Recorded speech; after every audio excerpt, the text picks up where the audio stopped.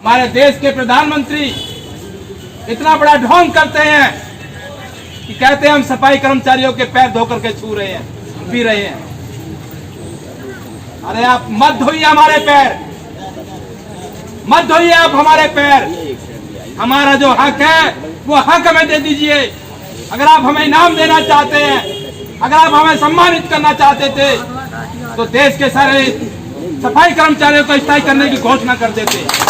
Lockdown के अंदर भी काम किया है और ज्यादा काम किया है। ऐसे समय में भी काम किया जब लोग घर से निकलना नहीं चाहते थे। यही हमारे सफाई कर्मचारी थे जो पूरी व्यवस्था को संभाल रहे थे। पहला काम हमारा होता है कि हम सफाई रखें, जिस सफाई से कोई बीमारी ना फैले। और इस काम में लगा हुआ व्यक्ति जिसका स्थान सबसे ऊपर होना चाहिए, उसको इन दरिंदों ने सबसे नीचे कर रखा है। और ये आज से नहीं, जब हमारा देश अंग्रेजों के गुलामी में था, मुगलों के गुलामी में था या आर्यों के गुलामी में था, तब से ये प्रथा चल रहा है। जो गरीब थे, कमजोर थे, दलित शोषण, उनको दलित बना दिया गया, उनको सफाई के काम में लगा दिया गया और उनको हमेशा दुत्कारा जाता रहा। मानवता का हिसाब से कोई भी बीमारी का इलाज डॉक्टर का नंबर पहले आता है, पहले साफ सफाई का नंबर आता है। अगर साफ सफाई ना हो तो बीमारियां फैलेगी, उसको कोई रोक नहीं सकता। अभी कोरोना काल में क्या हुआ, हर आदमी को यही बताया गया सफाई, हाथ धो, मुंह धो। तो जिन लोगों का स्थान सबसे ऊंचे होना चाहिए, इस देश में, इस समाज ने उन लोगों को सबसे नीचे कर रखा है। बड़ी दुख की बात है। और मैं दलित शोषण मुक्ति मंच का जिलाध्यक्ष, नोएडा का दलित शोषण मुक्ति मंच पूरे हिंदुस्तान के अंदर कायम है। 5 साल हो गया चला रहे हैं। चाहे कहीं भी गरीब पर, मजदूर पर, दलित पर अत्याचार होता है, चाहे वो अत्याचार किसी प्रकार का हो, उस अत्याचार के खिलाफ हम खड़ा होते हैं, बगावत करते हैं और मुंहतोड़ जवाब देने का प्रयास करते हैं। चाहे वो जाति के नाम पे हो, मजहब के नाम पे हो, हम उसका बर्दाश्त नहीं करते, हम उसका विरोध करते हैं। आज बड़ी दुख के साथ इस धरने स्थल पर आना पड़ा, क्योंकि एक तो पूरे देश के अंदर, पूरी दुनिया के अंदर कोरोना महामारी का दौर चल रहा है और उस कोरोना महामारी के आड़ में यहाँ की सरकारें लोगों पर जुल्म करना शुरू कर रखा है, अत्याचार करना शुरू कर रखा है। इंकलाब जिंदाबाद, जिंदाबाद, जिंदाबाद। सफाई मजदूर कर्मचारी एकता जिंदाबाद, जिंदाबाद, जिंदाबाद। सफाई मजदूर कर्मचारी एकता जिंदाबाद, जिंदाबाद, जिंदाबाद।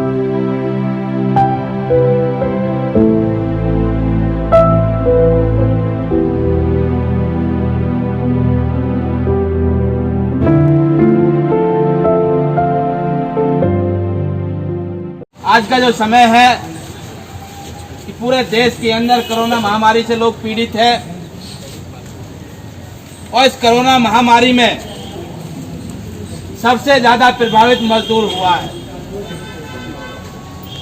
और इस दौर में भी हमको आंदोलन पे जाना पड़ा है, ये हमारी मजबूरी है, क्योंकि जिला प्रशासन, नोएडा प्राधिकरण और सरकार हमारी बात को नहीं सुन रही है। और इस पूरे दौर में भी अगर आप देखें, लगातार मजदूरों के ऊपर हमले हो रहे हैं। कोरोना महामारी से निपटने के लिए सरकार ने जो लॉकडाउन या अनलॉकडाउन जो लगाया हुआ है, सबसे ज्यादा इससे मजदूर प्रभावित हो रहे हैं। लोगों के रोजगार खत्म हो गए हैं, नौकरियां जा रही हैं, काम धंधे भी चौपट हो गए हैं। और सरकार ऐसे समय में भी बाज नहीं आ रही है अपनी आदतों से। सरकार को जो करना चाहिए कि महामारी से निपटने के लिए स्वास्थ्य व्यवस्थाओं को बेहतर करना चाहिए, सरकार का ध्यान वहां पे नहीं है। सरकार का ध्यान कहां है? ये कोरोना महामारी के दौर में आप लॉकडाउन, अनलॉकडाउन, धारा 144 लगा करके मजदूरों के हक अधिकारों को कुचल दो। और तमाम देश की सरकारें, उत्तर प्रदेश की सरकार, उत्तरांचल की सरकार, मध्य प्रदेश की सरकार, कई राज्यों की सरकारों ने तमाम श्रम कानूनों को 3 साल के लिए निलंबित कर दिया। श्रम कानूनों को खत्म करने की बात कही जा रही है।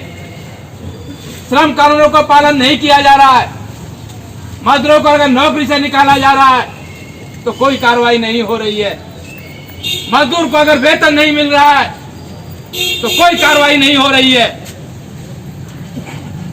कमाया हुआ वेतन तक मजदूर को नहीं मिल रहा है।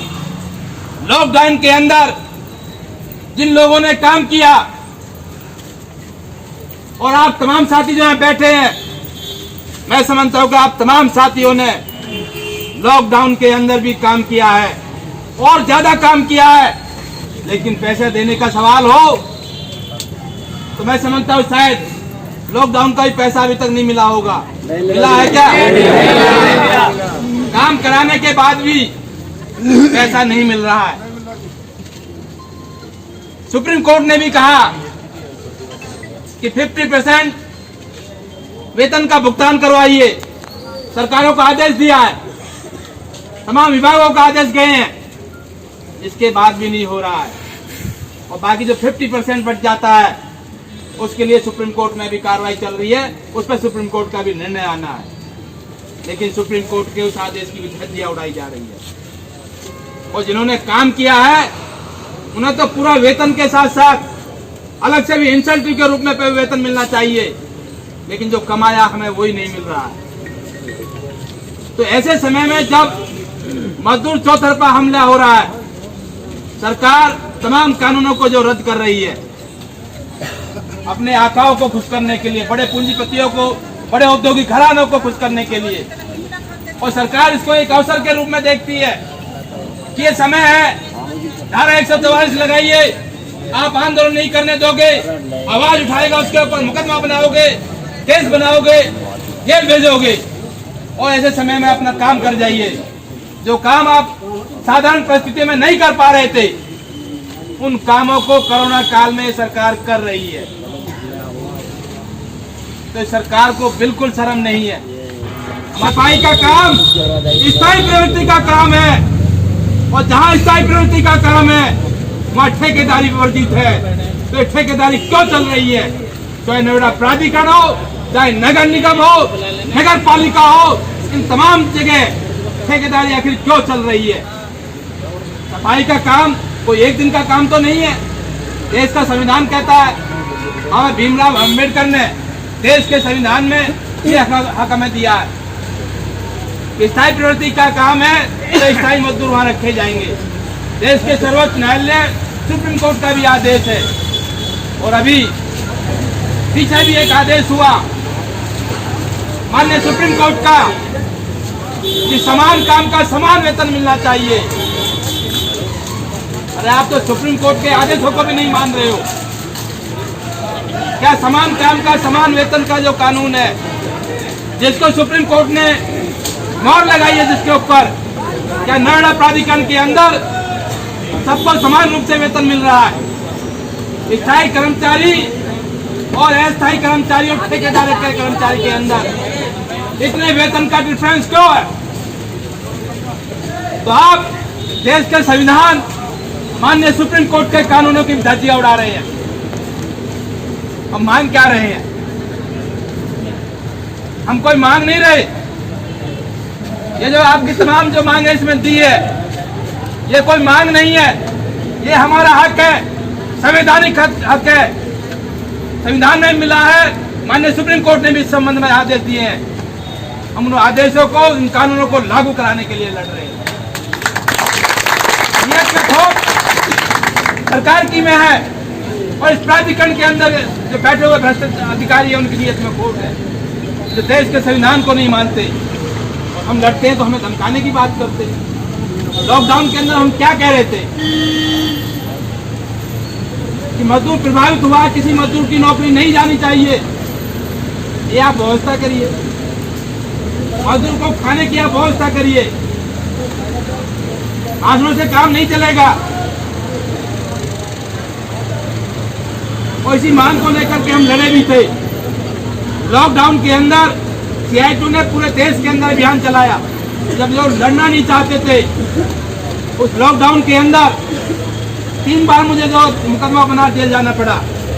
इसलिए सिर्फ इतनी बात मैंने कही कि भाषण मत दो, माननीय मोदी जी हमें राशन दे दो।